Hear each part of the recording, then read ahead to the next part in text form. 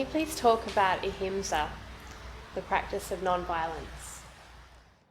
Ahimsa is a Sanskrit word that means non-violence. Non-violence to yourself and no non-violence to any other being. And it's one of those practices that softens your heart because it penetrates very deep into you.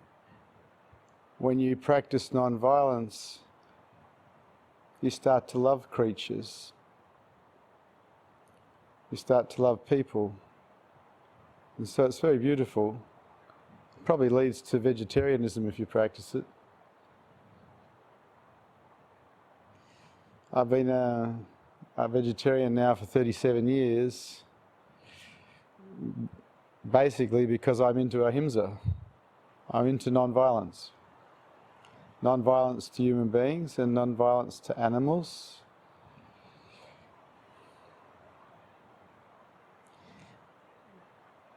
And we look at different types of violence. Of course, physical violence is really obvious. And then we look a little deeper and see that even anger is a form of violence. But most people don't like to see themselves as violent, so they usually don't acknowledge that one. But when we direct anger at another human being, we're directing violence towards them. And so that is one of the harder things to stop. We can stop from being violent towards people and other beings, but can we stop from being angry? Can we actually withdraw that level of violence as well? And it is absolutely possible, but only if you make it a challenge, only if you make it a goal.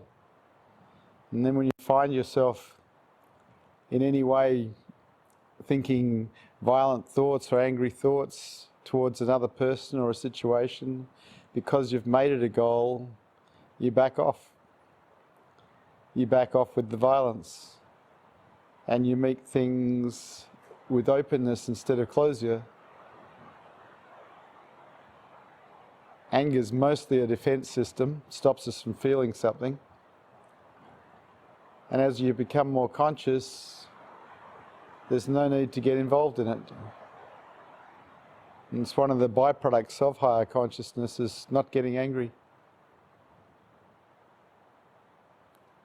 Ahimsa is very beautiful, but it's not very practiced in the West.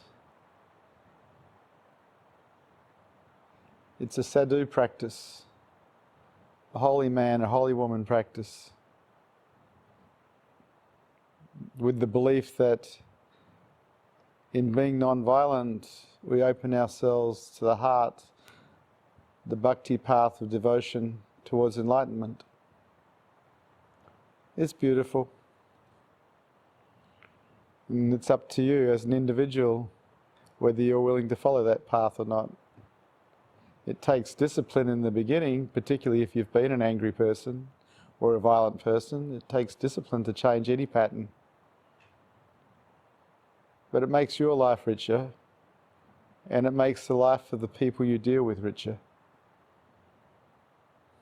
It's up to you.